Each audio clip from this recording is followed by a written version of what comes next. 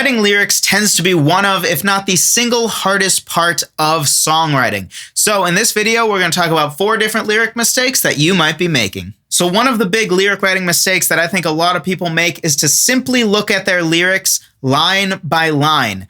Now, the reason that this is a mistake is that a song or a lyric is not simply a sum of its lines in the same way that you wouldn't measure a movie simply as a sum of its lines or quotes, or you wouldn't measure a movie just by how good each scene is. If you have a bunch of great different scenes in a movie, but they don't actually make a single cohesive story, then it's not going to matter how great each individual scene is. It will just be a mess of a movie, and you'll walk out of the theater just thinking, what on earth did I just watch? And it doesn't matter how good each individual scene was if they don't all make sense together.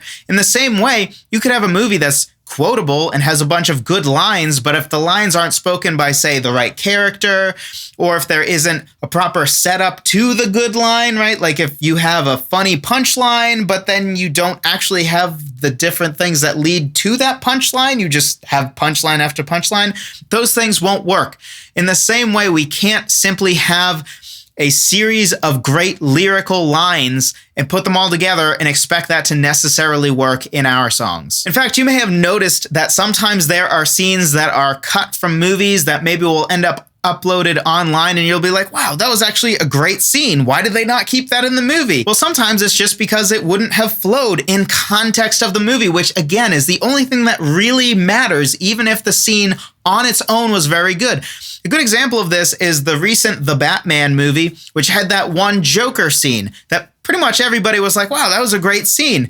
And the reason they cut it wasn't because it wasn't a great scene. It's because that's not the only relevant question. It was, would this interrupt the flow of the movie? Would the introduction of the Joker somewhere in the middle of the movie somewhat distract from and also diminish the Riddler, right? Because the second you see the Joker, nobody cares about the Riddler anymore because, oh my goodness, it's the Joker. So it would be sort of a distraction, and they didn't want that. So in the same way, our lyrics are not simply a sum of the lines. So not only should we spend some effort to make sure that each line is pretty good on its own, we need to make sure, more importantly, if each line is good in context of the section and each section is good in context of the entire lyric. And then we should also go in the opposite direction and make sure that each word is well done, because you might have a line that's pretty good on its own, but it's important to dive even deeper and ask, okay, did I choose each of the words correctly as well?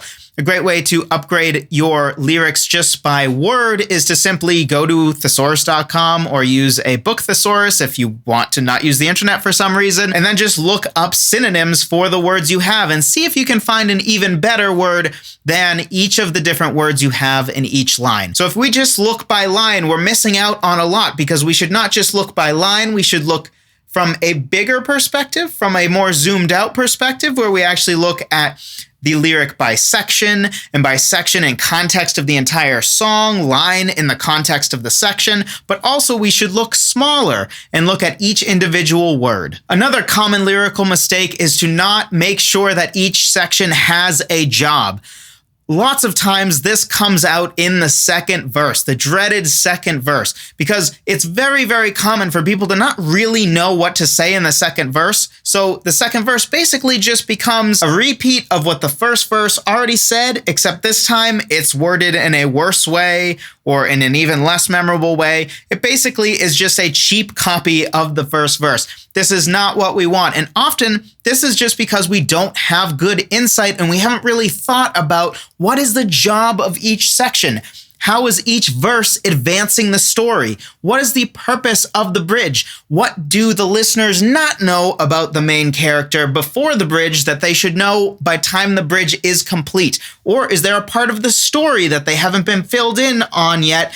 And maybe you have that big twist in the bridge where you realize, like, oh, you thought the singer lost their spouse, but really they're the killer or something. I don't know why I'm mixing it with a mystery movie, but hey, that could make an interesting song, right? And besides just story elements, there are other ways to think about this. For example, maybe your verses are very symbolic and they're kind of vague because you're just using a bunch of symbolisms. So maybe you should be intentional about, okay, there's already a lot of symbolism, a lot of vagueness. So maybe the chorus should cut out some of the symbolism and be more clear what it is talking about. Or you could have the opposite situation where you are very literal about the story that you're telling in your verses, but then the chorus uses symbolism to really add depth and meaning to the song that just telling a story wouldn't quite give you. Just as a bonus tip here, a great thing you can do to help out with this is simply take a little bit of time to outline each section of your song and what it is trying to do in context of the overall story or overall message of the song. So overall, something practical that you can and probably should do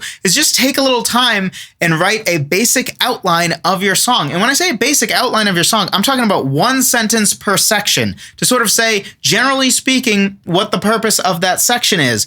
Or just something simple like, for example, verse 1, telling the past story. Verse 2, going into the future or possible future, or maybe the present. And then the chorus is meant to cover the main theme, so you put the main theme there. It doesn't have to be super specific as long as you have something that clearly differentiates each section. It doesn't need to necessarily say exactly what information you're going to give in every section, because at that point you might as well just write the lyrics. But just having a general idea of what is different about each of these sections, if you can say it in one sentence, like just going forward or backwards in time would be one example. Just doing something as simple as that can be really helpful to just make sure you avoid the whole second verse basically is a worse version of the first verse, or the bridge really was just a crappy repeat that is less memorable than the chorus, or maybe it sort of covered story information that we already had from the first two verses. So ultimately it's like, yep, okay, we've heard this before, just with different music. A third lyrical mistake that I think people often make is to overvalue rhyming while undervaluing meter and the general lyrical flow. Overall, a lyric feeling natural and right mostly comes down to how well the meter of the lyric or the flow of the lyric actually lines up with the natural emphases of the melody, not so much the rhyming. Just to take one example of how important the emphases of the words and the emphases of the melody being the same is something like, say, the final countdown. In the final countdown, if you think of the emphasis that's in the melody and then the emphases that are also in the lyrics, they match up. If we say the final countdown, that's just me talking, right? The final countdown, that's how we would say things. And if you think about the melody emphases, it's the same. It's the final countdown, right? It's the same thing. It's not the final countdown. It's not the final countdown, right? Like it matches. It's the final countdown. And that's how we naturally speak those words. The emphases of the words that are naturally occurring in how we would speak actually matches with the melody. That is very important. That's what makes that feel natural. If you can picture in your head that melody actually being something more like the final countdown, just imagine that in your head. How messy and how horrible would that song be? Nobody would ever have liked that song. But something as simple as making sure that the natural emphases in the words and the natural emphasis in the melodies actually lines up is extremely important. And you know what? Most of the time, when it comes to rhyming, people way overvalue rhyming. I bet you can't even remember off the top of your head if your favorite song or one of your favorite 5 songs, if it rhymes at all. In fact, you may be surprised if you actually go look up those lyrics, that if you looked at maybe, I don't know, your top 5 favorite songs, you might be surprised that a lot of them may have, for example, verses that only have slant rhyming, right? Not totally perfect rhymes, or they may not have rhyming at all,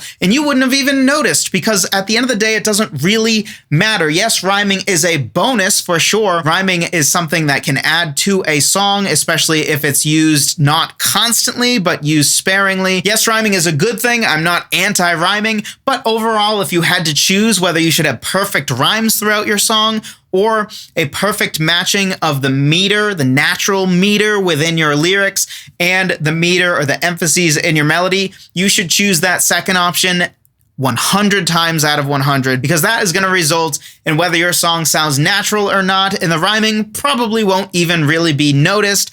Although, again, rhyming can be a good bonus, especially if it's used sparingly. Also, a final note on this, both when it comes to the meter concept and then especially when it comes to the rhyming concept, something that's very important is to not twist your lyrics too far from what you originally wanted to say just to make something rhyme. When it comes to making something have the right meter, you should be willing to keep reworking the words because that is super, super important. Although again, you shouldn't make it totally change the meaning of the line. But when it comes to rhyming, it is almost always better to say exactly what you want to say than it is to completely change your lyrics just so that you can get that perfect rhyme that nobody's going to really care about or notice anyway. And even if they do, you know what they probably would like even better?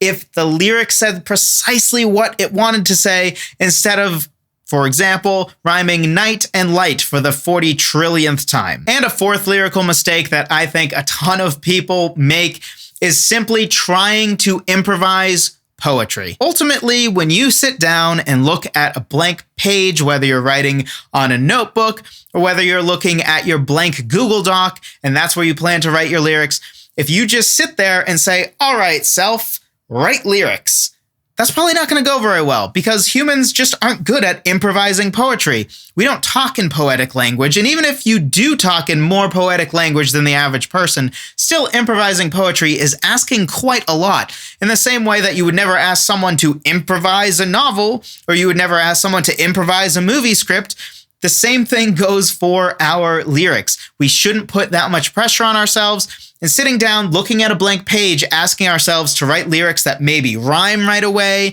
have good meter right away, and have generally poetic language rather than just normal prose that we would talk with that we're normally used to improvising, right? I'm improvising words right now. I'm just not improvising poetic words. So sure, we can improvise words, but we're not very good at improvising poetic words or lyrical words that would be actually good in the context of a song. So a great way to fix this is simply breaking up your lyric writing process into steps. In fact, for the steps that I go through, I actually have 2 steps before I even start trying to write lyrics. The first step is really just gathering ideas. The second step is mostly sort of gathering a whole bunch of information and maybe doing some outlining, maybe getting some pictures or images of art that sort of inspire the song or have the same vibe that I want the song to have, and then doing some prose writing usually. So I might write sort of like a fake journal entry from the point of view of the main character of the song and just write some prose as if it's a journal entry just so that I can flesh out the characters a bit more.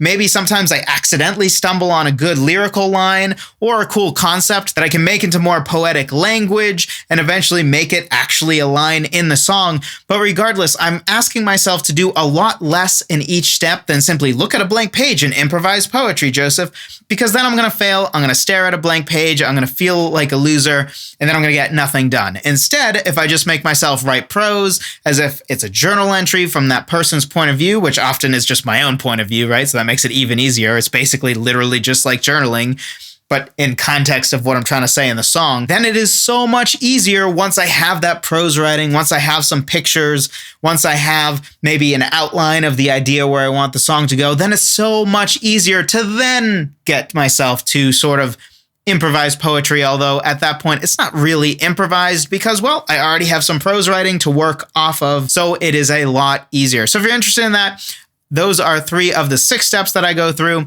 in my 6-step lyric writing checklist. So be sure to check that out. Link in the description down below if you're interested. I think it's really helpful for lyric writing to break it into steps. That way you don't fail and look at that blank page forever, and you don't ask yourself to do too much. And instead, you can just make steady progress with each small step.